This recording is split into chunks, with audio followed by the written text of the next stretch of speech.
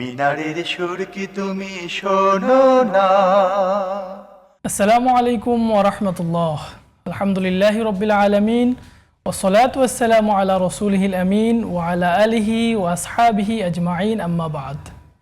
সুপ্রিয় দর্শক, দূরেও কাছে বিশ্বের যে প্রান্ত থেকে দেখছেন, আপনাদেরকে মাহে রমাদানের শুভেচ্ছা জানিয়ে শুরু করছি আপনাদের প্রিয় চ্যানেল জিটিভির পর্দায় বিআরবি কেবলস নিবেদিত জিজ্ঞাসা জবাব অনুষ্ঠান, powered by BRB hospitals limited. আপনাদের সাথে পুরো অনুষ্ঠান জুড়ে আছি আমি মোহাম্মদ সাজিদুল ইসলাম। জীবন ঘনিষ্ঠ প্রশ্নের সরাসরি সমাধানমূলক অনুষ্ঠান জিজ্ঞাসা ও জবাব। আপনাদের করা নানা প্রশ্নের সরাসরি সমাধান দিতে আমাদের সাথে আজকে দেশবরেণ্য একজন ইসলামিক স্কলার উপস্থিত আছেন। আমাদের সাথে উপস্থিত আছেন ডক্টর মুফতি আবু সাঈদ খান স্যার, সহযোগী অধ্যাপক, বাংলাদেশ ইসলামী বিশ্ববিদ্যালয়। আসসালামু আলাইকুম ওয়া রাহমাতুল্লাহ। ওয়ালাইকুম আসসালাম ওয়া রাহমাতুল্লাহ। স্যার কেমন আছেন? আলহামদুলিল্লাহ। সুপ্রিয় দর্শক, আপনাদের মনের নানা প্রশ্নের সরাসরি সমাধান পেতে কল করুন স্ক্রিনে দেওয়া আমাদের নাম্বারে। স্যার, আমাদের আজকের আলোচনার প্রাসঙ্গিক বিষয় হচ্ছে গীবতের পরিণাম ও এর প্রতিকার। তো শুরুতে আমরা আপনার নিকট গীবতের পরিচয় অর্থাৎ গীবত বলতে কি বুঝে এ সম্পর্কে জানতে চাই। আলহামদুলিল্লাহি রাব্বিল আলামিন ওয়াসসালাতু ওয়াসসালামু আলা আশরাফিল আম্বিয়াই ওয়াল মুরসালিন ওয়া আলা আলিহি ওয়া আসহাবিহি আজমাইন। ধন্যবাদ আপনাকে এবং যারা দেখছেন। একটি সুন্দর বিষয় আপনারা আজকে নির্ধারণ করেছেন, গীবত। এটা আমাদের প্রাত্যহিক জীবনে মুসলমানদের ভিতরে আমাদের কথাবার্তায় মানে প্রতিনিয়তই আমাদের মধ্যে এটার চর্চা হচ্ছে, আমরা এই গুনাহে লিপ্ত হচ্ছি। এর থেকে সতর্কতা খুবই জরুরি। আবু হুরায়রা রাদিয়াল্লাহু তাআলা আনহু থেকে বর্ণিত হাদিসটি সহিহ মুসলিম, ইমাম মুসলিম রাহিমাহুল্লাহ বর্ণনা করেছেন। রাসূলুল্লাহ সাল্লাল্লাহু আলাইহি সাল্লামকে এক লোক জিজ্ঞাসা করলো, ইয়া রাসূলুল্লাহ মাল গীবা, গীবত কি? আল্লাহ রাসূল নিজেই পরিচয় দিচ্ছেন গীবতের। তো তিনি বলছেন, যিকরুকা আখাকা বিমা ইয়াকরাহ, অর্থাৎ তোমার ভাইয়ের, অপর মুসলমান ভাইয়ের এমন কোনো বিষয় তুমি এমন সময় উল্লেখ করবা তার অনুপস্থিতিতে যেটা তিনি শুনলে কষ্ট পাবেন, অপছন্দ করবেন। তো এই ধরনের কোনো বিষয় যখন বলা হয় তখন সেটাকে কারো অনুপস্থিতিতে অন্যের কাছে বললে তখন সেটা গীবত হিসেবে সাব্যস্ত হয়। তো সাহাবী বলছে, ইয়া রাসূলুল্লাহ ইনকানা মা আকুলু মা ফিহি, যদি আমি যা বলবো, আতাদ্রি মা আকুলু ইনকানা ফিহে, যদি আমি যা বলি সেটা সত্যি সত্যি তার মধ্যে ওই দোষটা আছে বা ওই খারাপ বিষয়টা আছে, তো আমি তো সত্য কথাই বলছি তার অনুপস্থিতি, তাহলে গীবত হবে কেন? আল্লাহ রাসূল সাল্লাল্লাহু আলাইহি ওয়াসাল্লাম বলছেন যে ইনকানা মা তাকুলু ফিহি ফাকাদ ইবতাবতা ওয়া ইন লাম ইয়াকুন ফাকাদ বাহাত্তা। আমরা আবার আপনার কাছে আসবো। আসসালামু আলাইকুম ওয়া রাহমাতুল্লাহ। দর্শক, আপনার পরিচয় দিয়ে প্রশ্ন করুন। ওয়ালাইকুম আসসালাম, আমি ঢাকা থেকে বলছি। আমার তিনটে প্রশ্নই ইতিকাফ সংক্রান্ত। একটা হচ্ছে আমাদের সমাজে প্রচলিত আছে যে ইতিকাফের বিষয়ে বলা হয় যে কেউ সমাজ থেকে একজন না করলে প্রত্যেকে গুনাহগার হবে, কথাটা ঠিক কিনা? এটা একটা প্রশ্ন। দ্বিতীয় প্রশ্ন হচ্ছে, দেখা যায় যে আমাদের সমাজে অনেকে ইতিকাফ আমরা জানি যে শেষ দশক করার সুন্নাহ, আমাদের গ্রামাঞ্চলে অনেকে দেখা যায় পুরো মাস ইতিকাফে আবদ্ধ থাকে, তো এটা ঠিক আছে কিনা? আর একটা প্রশ্ন হচ্ছে, আবার বলবেন শেষ দশকে। দ্বিতীয় প্রশ্নটা হচ্ছে, ইতিকাফ আমরা জানি যে শেষ দশক মসজিদে অবস্থান করা সুন্নাহ, অনেকে দেখা যায় গ্রামাঞ্চলে 30 দিন ঢুকে যায়, 30 দিনের জন্য, পুরো মাসের জন্য, এটা ঠিক আছে কিনা, সুন্নাহ সম্মত কিনা? আরেকটা কোশ্চেন হচ্ছে, নারীরা ইতিকাফের জন্য কি মসজিদ শর্ত নাকি তাদের ঘরেই ইতিকাফ করতে পারবে? জি দর্শক, ধন্যবাদ। জি স্যার। জি, আমরা যে প্রসঙ্গে বলছিলাম, তো রাসূলুল্লাহ সাল্লাল্লাহু আলাইহি ওয়াসাল্লাম বলছেন, তুমি যা বলবে সেই দোষটা বা সেই খারাপ দিকটা যদি তোমার ভাইয়ের মধ্যে সত্যি সত্যি থেকে থাকে, তার অনুপস্থিতিতে বলার মধ্য দিয়ে তুমি তো তার গীবত করলে। আর যদি এমন বিষয় বলো যে বিষয়টা তার মধ্যে নাই, এমন দোষ, সে দোষী না, তারপরেও তুমি তার দোষ বর্ণনা করছো পেছনে অন্য ভাইয়ের কাছে, তাহলে তুমি তার উপর অপবাদ দিলে। তার মানে এটি আরো কঠিন গুনাহে লিপ্ত হলে। তো এই জন্য কোনো ভাইয়ের মধ্যে যদি কোনো দোষ দেখি আমরা আমাদের মুসলমান ভাইয়ের মধ্যে, তাহলে ওই দোষটি তার অনুপস্থিতিতে অন্যের কাছে বলাটাই হচ্ছে গীবত, যেটা সে শুনলে অপছন্দ করবে। সেক্ষেত্রে আমাদের দায়িত্ব হচ্ছে সংশ্লিষ্ট ভাইকে সরাসরি বলা। আমরা আবার সংশোধনের উদ্দেশ্যে একজন ভাইকে সামনাসামনি বলতে পারি আমরা। আসসালামু আলাইকুম ওয়া রাহমাতুল্লাহ। দর্শক, আপনার পরিচয় দিয়ে প্রশ্ন করুন। ওয়ালাইকুম আসসালাম। আসসালামু আলাইকুম ওয়া রাহমাতুল্লাহ। ওয়ালাইকুম আসসালাম ওয়া রাহমাতুল্লাহ। চট্টগ্রাম থেকে মোহাম্মদ মাকসুদুল আলম। জি, প্রশ্ন করুন। আমার প্রশ্ন হইল, হুজুর ধরেন আমি নামাজে জামাতে গেলাম, তখন যাইয়া দেখি মানে এক সেজদা দিয়ে ফেলছে, যে আমি দাঁড়িয়ে থাকবো, যে সেজদা থেকে ওঠার জন্য দাঁড়িয়ে থাকবো, না সরাসরি যে সেজদা দিব, জি এই প্রশ্ন। আর দ্বিতীয় প্রশ্ন হইলো, ধরেন আমি সামনের কাতারে গেলাম, তারপর যাওয়ার পরে নামাজের মাঝখানে আমার বায়ু বের হয়ে গেল, জি তখন কি আমি নামাজের মধ্যে কি করব হুজুর? একটু জানতে চাচ্ছিলাম আর কি। জি জি দর্শক ধন্যবাদ।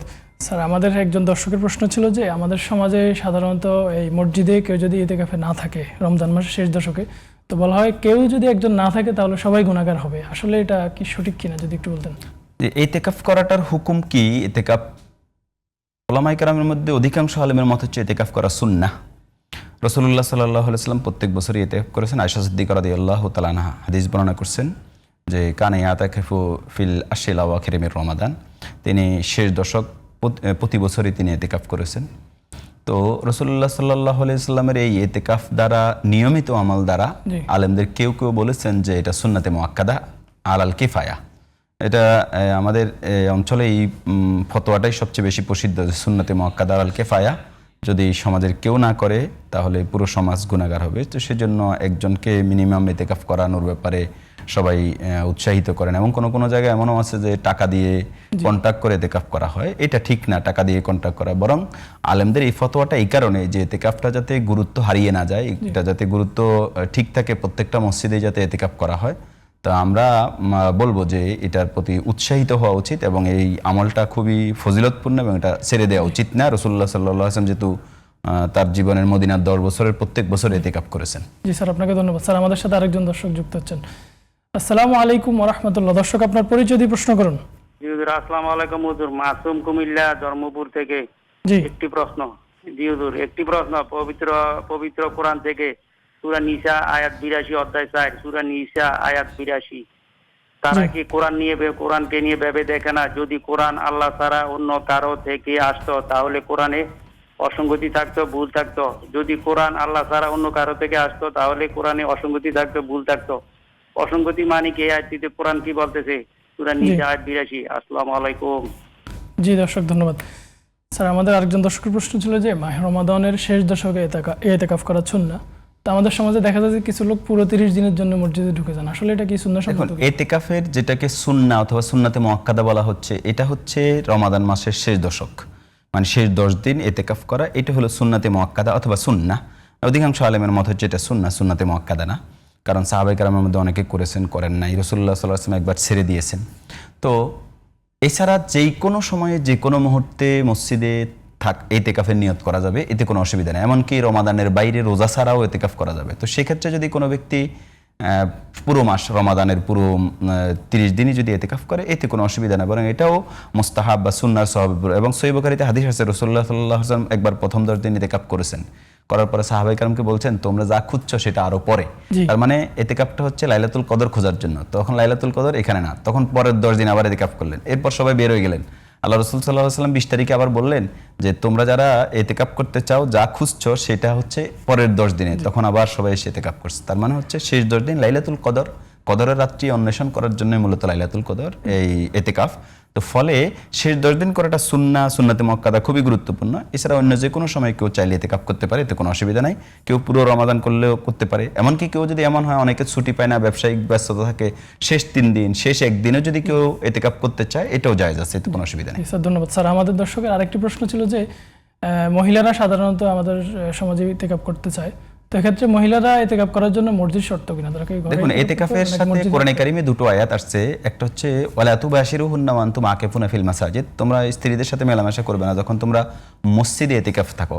এবং এটা ইব্রাহিম আলাইহিস সালামকে আল্লাহ তাআলা নির্দেশ দিয়েছেন, ওয়াতাহহিরা বাইতিয়া লিত-তাওয়াফিনা ওয়াল আকিফিনা ওয়া রুকআইস সুজুদ, তোমরা আমার ঘরকে পবিত্র করো ইতিকাফকারীদের জন্য, রুকুকারীদের জন্য, সিজদাকারীদের জন্য। তো ফলে ইতিকাফটাকে মসজিদের সাথে সম্পৃক্ত করা হয়েছে। এই জন্য ওলামায়ে কেরামের মত হচ্ছে, এবং জমহুর ওলামায়ে কেরাম অধিকাংশ সংখ্যাগরিষ্ঠ আলেমদের মতই হচ্ছে যে ইতিকাফ মসজিদে করতে হবে। আর হাদিসে যেটা পাওয়া যায়, রাসূলুল্লাহ সাল্লাল্লাহু আলাইহি ওয়াসাল্লামের স্ত্রীরা মসজিদে ইতিকাফ করেছেন, এবং তার মৃত্যুর পরে রাসূল সাল্লাল্লাহু আলাইহি ওয়াসাল্লামের মৃত্যুর পরে রাসূলের স্ত্রীরা মসজিদে ইতিকাফ করেছেন। তাবিঈদের জামানায় হাসান বসরি রাহিমাহুল্লাহ থেকে বর্ণনা আছে যে ওই সময়ে মহিলারা মসজিদে ইতিকাফ করতেন। তার দ্বারা বোঝা যায় যে ইতিকাফ যেটা সুন্নাহ রমাদানের সাথে রিলেটেড, এইটা মসজিদেই হতে হবে। হ্যাঁ, আমাদের দেশে আলেমদের মধ্যে কেউ কেউ ফতোয়া দেন যে কোনো মহিলা যদি একাকিত্বে মসজিদের বাইরে অর্থাৎ নিজের বাড়িতে কোনো একটা রুমকে নির্ধারণ করে লাইলাতুল কদর অন্বেষণ করেন, এতে আমরা এটাকে অসুবিধা মনে করি না, বরং এটা খুব সওয়াবের বা লাইলাতুল কদর অন্বেষণের জন্য গুরুত্ব দেওয়ার জন্য এটা হতে পারে। কিন্তু এটা শরীয়তসম্মত যে এতেকাফ মসজিদের সাথে সম্পৃক্ত, সেটা এটার সমতুল্য হবে না। জি স্যার, ধন্যবাদ। স্যার, আমাদের সাথে আরেকজন দর্শক যুক্ত হচ্ছেন।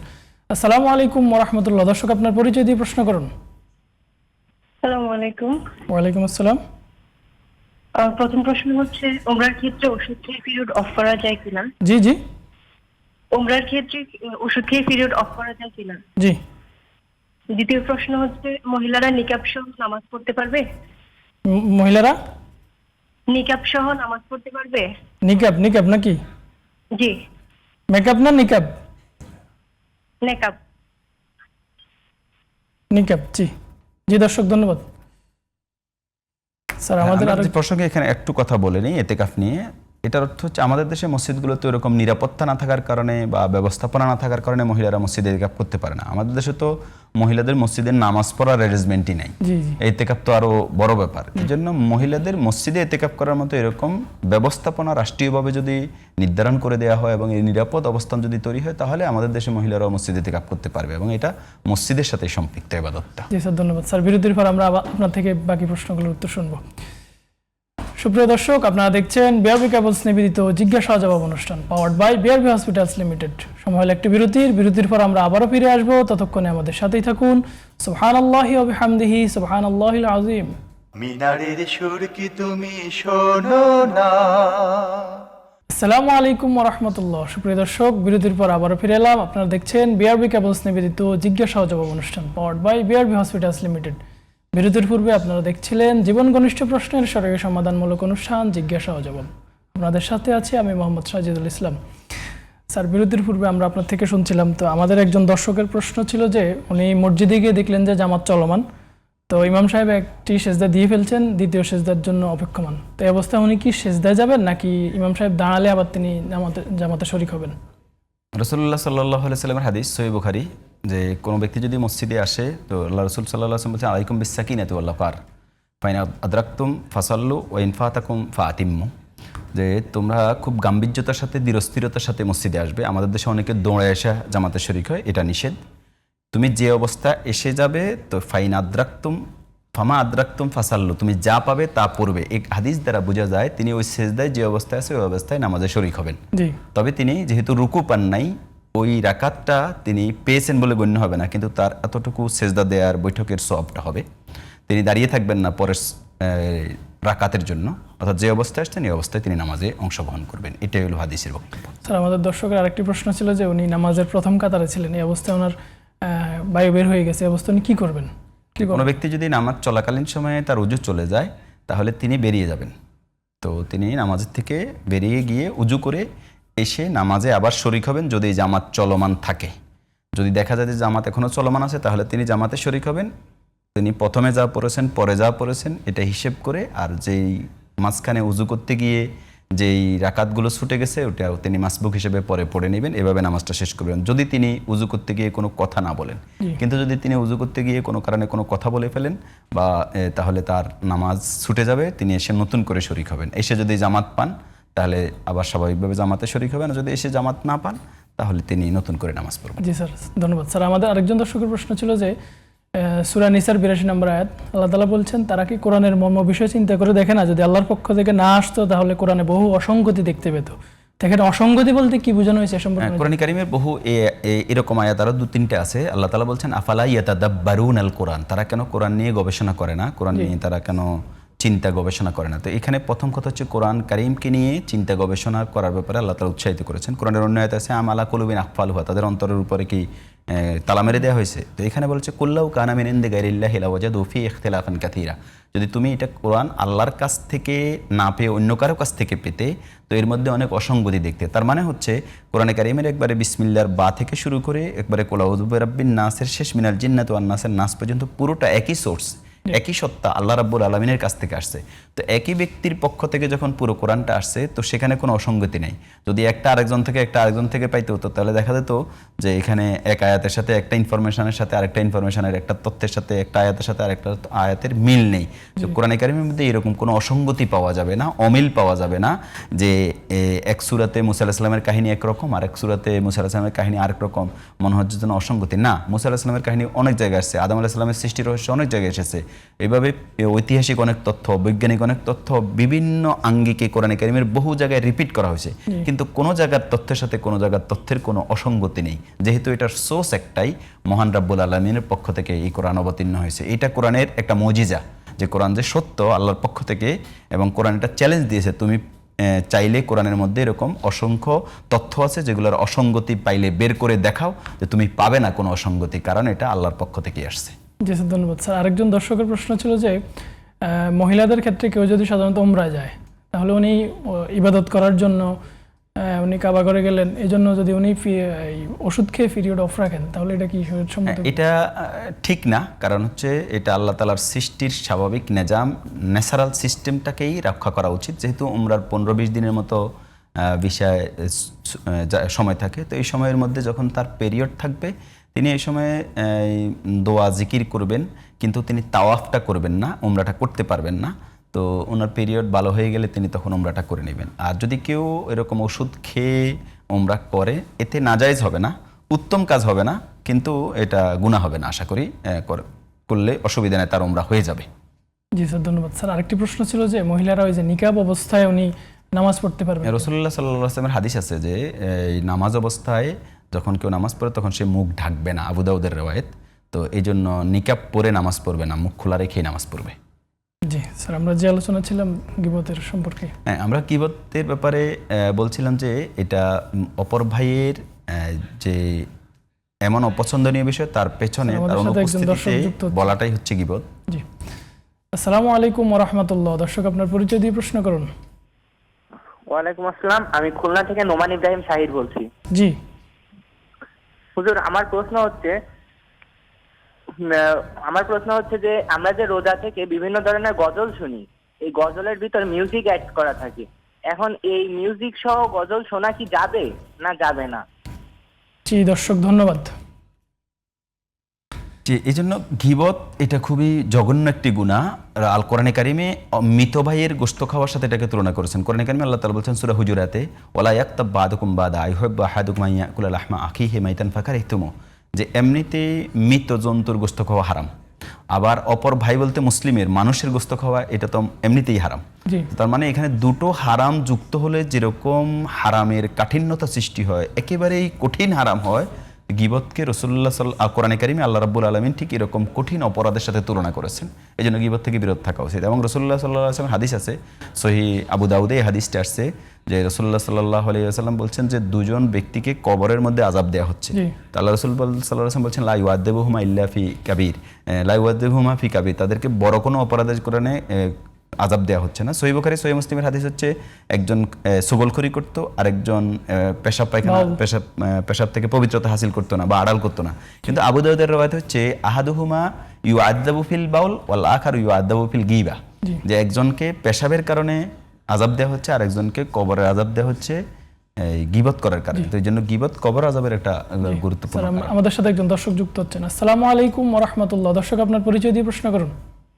আসসালামু আলাইকুম। ওয়ালাইকুম আসসালাম। হাত পা ভেঙে গেলে প্লাস্টার করা হয় এবং কোনো কাটার বা অপারেশন হলে সেলাই ব্যান্ডেজ থাকে, সেসব জায়গায় পানি ব্যবহার করা যায় না, তখন ফরজ গোসল তখন গোসল ফরজ হলে করণীয় কি? তখন ফরজ গোসল কিভাবে করবে নাকি? জি জি জি দর্শক, ধন্যবাদ। যাবে না? জি দর্শক, ধন্যবাদ। স্যার, আমাদের একজন দর্শকের প্রশ্ন ছিল যে রোজায় যদি কেউ ইসলামী সঙ্গীত শুনে, তো আমাদের দেশে বর্তমানে অনেক ইসলামী সঙ্গীতে দেখা যায় মিউজিক আছে, তো অবস্থায় রোজার কোনো ক্ষতি হবে কিনা এই সম্পর্কে জানতে চাই। মিউজিক এটা বাজানো এবং শোনা দুটোই জায়েজ নাই। এটা মেজমারাতুম মিন মাদামিরিশ শায়াতিন বলা হয়েছে, মিউজিকটাকে শয়তানের মিউজিক বলা হয়েছে হাদিসে। তো এই জন্য এই মিউজিকওয়ালা কোনো গান শোনাকে আমরা জায়েজ মনে করি না। তবে মিউজিক ছাড়া যদি ইসলামী সঙ্গীত কেউ শুনে এতে অসুবিধা নেই, তবে তিনি রোজা অবস্থায় এটা শোনা থেকে বিরত থাকবেন, কারণ রোজার সওয়াব কমে যাবে, রোজাটা তার জন্য এই রোজার মধ্যে গুনাহের চর্চা এটা রোজাকে ক্ষতিগ্রস্ত করে। এজন্য তিনি এই মিউজিক যুক্ত এই গান শোনা থেকে বিরত থাকবেন। জি স্যার, আমাদের আরেকজন দর্শকের প্রশ্ন ছিল যে সাধারণত হাত পা ভেঙে গেলে প্লাস্টার করে দেওয়া হয়, তো এই অবস্থায় উনি অজু কীভাবে করবেন, পবিত্রতা কীভাবে হাসিল করবেন? যদি গোসল ফরজ হয় ওনার উপরে, শরীরের প্রতি অঙ্গে যদি পানি না পৌঁছায় তাহলে অজু গোসল হবে না। এই ক্ষেত্রে বিষয় হচ্ছে যদি ডাক্তারের নিষিদ্ধতা থাকে যে ওই জায়গাগুলোতে পানি পৌঁছালে ক্ষতি হবে, তাহলে পানি তিনি পৌঁছাতে পারবেন না। তো সেই ক্ষেত্রে পুরো শরীরের অন্য অংশে তিনি পানি পৌঁছাবেন, গোসল হয়ে যাবে, উজু হয়ে যাবে। আর যে অংশে তার ব্যান্ডেজ থাকবে বা প্লাস্টার থাকবে ওই অংশকে তিনি মুছে দিবেন। আর যদি মোছাও অসম্ভব হয়, যে মোছাটাও যাবে না যদি এমন হয়, তাহলে তিনি মুছবেন না, ওই অংশটা বাকি থেকেই তিনি উজু বা গোসল করে ফেলবেন, এতে গোসল হয়ে যাবে। কিন্তু যদি মোছার ব্যাপারে অনুমোদন থাকে তাহলে তিনি হাত ভিজিয়ে ওটা মুছে দেবেন আর বাকি অংশে ধুয়ে ফেলবেন, তাহলে তার গোসল হয়ে যাবে ইনশাআল্লাহ, উজুও হয়ে যাবে। স্যার ধন্যবাদ। আমরা আপনার থেকে শুনছিলাম গীবত সম্পর্কে। তো আমাদের সমাজে গীবতের ছড়াছড়ি দেখা যায়, তো এক্ষেত্রে আমরা গীবতের প্রতিকার হিসেবে কি কি দিক? দেখেন, গীবতের প্রতিকার হিসেবে প্রথম কথা হচ্ছে কোথাও যদি কেউ এরকম গীবত করে, তো আমার প্রথম দায়িত্ব হচ্ছে তাকে গীবতটা থেকে নিষেধ করা, যে ভাই এটা গীবত হবে, আপনি করবেন না। কিন্তু কখনো কখনো এমন হয় যে আপনার ঊর্ধ্বতন কোনো ব্যক্তি যাকে এইরকমভাবে আপনি বলতে পারছেন না, তো সেক্ষেত্রে ওই ব্যক্তির দায়িত্ব হচ্ছে, ইমাম নওয়াবী রাহিমাহুল্লাহ সুন্দর আলোচনা করেছেন যে কথার প্রসঙ্গটাকে চেঞ্জ করে দেয়া, যাতে করে এই প্রসঙ্গে তিনি কথা বলতে না পারেন। যদি এটাও সম্ভব না হয় তাহলে ওই মজলিস ত্যাগ করে তিনি চলে যাবেন, তিনি এটা শুনবেন না। এটা হলো যিনি গীবত শুনছেন তার ব্যাপারে। আর যিনি গীবত করছেন তার তো এটা মৃতবাইয়ের গোস্ত খাওয়ার গুনাহ হচ্ছে। তো এই জন্য এই জায়গাগুলো থেকে আমাদের বিরত থাকা উচিত। কবর আজাব, জাহান্নামের আজাব, এটা হ্যাঁ। এবং রসুলের একটা হাদিস আছে, ইমাম তিরমিজি হাদিস বর্ণনা করেছেন, কোনো ব্যক্তি যদি তার ভাইয়ের ইজ্জত রক্ষায় গীবত থেকে একজন ভাইকে নিষেধ করে দেয়, যে মানরাদ দান এর দে আখিহি, তো আল্লাহ তাআলা কিয়ামতের দিন তাকে জাহান্নামের আযাব থেকে মুক্ত করে দিবেন, এই দায়িত্ব যদি কেউ পালন করে। আর হাদিসে তো আসছে সহিহ বুখারী, মান সাতারা মুসলিমান সাতারাহুল্লাহু ইয়াউমাল কিয়ামা, কোনো ব্যক্তি যদি অপর ভাইয়ের দোষকে গোপন রাখে তো আল্লাহ তাআলা কিয়ামতের দিন তার দোষ গোপন রাখবে। কিন্তু কিছু জায়গা আছে যেখানে গীবত হবে না, গীবত করলে আমরা আবারও ফিরবো, আমাদের সাথে একজন দর্শক যুক্ত হচ্ছেন। আসসালামু আলাইকুম ওয়া রাহমাতুল্লাহ। দর্শক আপনার পরিচয় দিয়ে প্রশ্ন করুন। হ্যালো, জি প্রশ্ন করুন। ওয়ালাইকুম আসসালাম। আমার একটা প্রশ্ন, ড্রেসিং টেবিল যদি না আমাদের সামনে থাকে, ওই ড্রেসিং টেবিলের আয়নায় কোনো সমস্যা হবে? যদি আয়নাটা সামনে রাখে না আসলে কোনো সমস্যা হবে কিনা? জি জি দর্শক ধন্যবাদ। জি স্যার, আমাদের একজন দর্শকের প্রশ্ন ছিল যে নামাজের সামনে যে ড্রেসিং টেবিল থাকে, ওই ড্রেসিং টেবিলে যদি আয়না থাকে তাহলে নামাজের কোনো সমস্যা হবে কিনা? হ্যাঁ, এটাতে নামাজের কোনো সমস্যা হবে না, কিন্তু নামাজের অমনোযোগিতা তৈরি হবে। যে ওই ছবির প্রতি প্রতিটা রুকু সিজদার জন্য এই ক্ষেত্রে উত্তম হচ্ছে তিনি ওই ড্রেসিং টেবিলের উপর একটা পর্দা লাগিয়ে দিবেন, যাতে করে তার ছবিটা এভাবে না দেখা যায়। কিন্তু নামাজের ক্ষতি হবে না, কিন্তু নামাজের মধ্যে অমনোযোগিতা তৈরি হবে। এমনকি রাসূলুল্লাহ সাল্লাল্লাহু আলাইহি ওয়াসাল্লাম তো একবার জায়নামাজ চেঞ্জ করেছেন, যে একজন আবু জাহাম, রাসূলুল্লাহ সাল্লাল্লাহু আলাইহি ওয়াসাল্লামের এক সাহাবী, সহিহ বুখারীতে হাদিস আসছে যে তাকে এরকম একটা জায়নামাজ দিয়েছেন, সে নকশার প্রতি রাসূলুল্লাহ সাল্লাল্লাহু আলাইহি ওয়াসাল্লামের মনোযোগিতায় নামাজের মধ্যে বিঘ্ন, মানে মনোযোগিতা নষ্ট হচ্ছে। আল্লাহ রাসূল সাল্লাল্লাহু আলাইহি ওয়াসাল্লাম বলছেন, এটা আবু জাহামের কাছে পাঠিয়ে দাও, তাকে আমাকে একটা আম্বাজানিয়া জায়নামাজ নিয়ে আসো। আম্বাজানিয়া জায়নামাজের ব্যাখ্যাটা হচ্ছে যেটাতে কোনো নকশা নাই। তার মানে উনি যেহেতু হাদিয়া দিয়েছিলেন, গিফট করেছিলেন, এখন ওই লোকের এটা যদি রসুল ব্যবহার না করেন তাহলে উনি কষ্ট পাবেন। এই জন্য গিফট চেঞ্জ করে নেওয়াও যায়, এখানে এই হাদিস থেকে এটা প্রমাণিত হয়। তো রাসূলুল্লাহ সাল্লাল্লাহু আলাইহি ওয়াসাল্লাম তার কাছে এটা ফেরত দিয়ে তার থেকে একটা নকশা ছাড়া জায়নামাজ দিতে বলেছিলেন। স্যার, আমাদের আরেকজন দর্শকের প্রশ্ন ছিল যে উনি স্বপ্নে সাপ দেখেছেন, তো এই সাপ ওনাকে সালাম দিয়েছে এবং সালামের উত্তর দিয়েছেন, এটা আসলে কি উনি সম্পর্কে জানেন? স্বপ্নটা তিন ধরনের। একটা হলো ইমাম ইবনুল কাইয়িম রাহিমাহুল্লাহ হাদিসের আলোকে ব্যাখ্যা দিয়ে বলছেন, রব্বানি নাফসানি শয়তানি। স্বপ্ন শয়তানও দেখাতে পারে, স্বপ্ন মানুষের কল্পনা থেকে হতে পারে, এটা আল্লাহর পক্ষ থেকে হতে পারে। শুধু নবীদের স্বপ্নটা আল্লাহর পক্ষ থেকে, আর কোনো পক্ষ থেকে হয় না। আমাদের স্বপ্নটা তিনটার যে কোনোটা হতে পারে। তো সাপ দেখলে ইমাম ইবনু সিরিন রাহিমাহুল্লাহ একটা বিখ্যাত গ্রন্থ আছে স্বপ্নের ব্যাখ্যা, তিনি সেখানে বলছেন সাপ দ্বারা বোঝা যায় শত্রুতা বোঝায়। তো শত্রুর সাথে সালাম দেওয়ার দ্বারা বোঝা যায় তার সাথে এমন শত্রুতা আছে, এমন কারোর সাথে তার এখন ভালো সম্পর্ক তৈরি হবে, ওই শত্রুতা হয়তো নিঃশেষ হওয়ারকে নির্দেশ করে। আল্লাহু আলাম, আল্লাহ ভালো জানেন। জি স্যার ধন্যবাদ। স্যার, আমরা গীবতের প্রতিকার সম্পর্কে গীবতের ব্যাপারে আমরা যেটা প্রতিকার সম্পর্কে বলছিলাম, সাথে কিছু বিষয় হচ্ছে কিছু জায়গায় গীবত করলে মানে গীবত করা জায়েজ, মানে ওটা গীবত হিসেবে গণ্য হবে না। যেমন আদালতে যদি কেউ কোনো ব্যক্তির ব্যাপারে বিচার দিতে যায়, তখন ওই আসামির দোষ ত্রুটি বর্ণনা করা লাগবে। কেউ সাক্ষ্য দিতে গেলে, কেউ কারো কাছে ফতোয়া চাইতে গেলে কারো দোষ বলা লাগবে। অথবা এমন ব্যক্তি যার অপরাধ সমাজে এমনিতেই সবাই চেনে, মানে একেবারে প্রকাশ্য সন্ত্রাসী, তো তার সন্ত্রাসের ব্যাপারে বললে, প্রকাশ্য জেনাকার, তার স্টোর, তো তার চুরির ব্যাপারে বললে এগুলো গীবত হবে না। অথবা এমন ব্যক্তি যার অনিষ্টতা থেকে আরেক ভাইকে পরামর্শ দিচ্ছেন যে ওই লোক সম্পর্কে যদি না জানে ও বিপদে পড়ে যাবে, তখন এগুলো আর গীবত হিসেবে গণ্য হবে না। স্যার আপনাকে অসংখ্য ধন্যবাদ কষ্ট করে এসে আমাদেরকে সময় দেওয়ার জন্য। আশা করছি আপনার কথাগুলোর দ্বারা আমাদের দর্শকরা উপকৃত হবে ইনশাআল্লাহ। জি, আপনাকেও ধন্যবাদ। জি, সুপ্রিয় দর্শক, আপনারা দেখছেন বিআরবি কেবলস নিবেদিত জিজ্ঞাসা ও জবাব অনুষ্ঠান powered by BRB hospitals limited. আমরা অনুষ্ঠানের একেবারে শেষ পর্যায়ে চলে এসেছি। আগামী দিন একই সময় একই টিভির পর্দায় হাজির হয়ে যাব। ততক্ষণে আল্লাহ রাব্বুল আলামিন আমাদের সবাইকে ভালো রাখুন। আসসালামু আলাইকুম ওয়া রাহমাতুল্লাহ। মিনারের সুর কি তুমি শোনো না?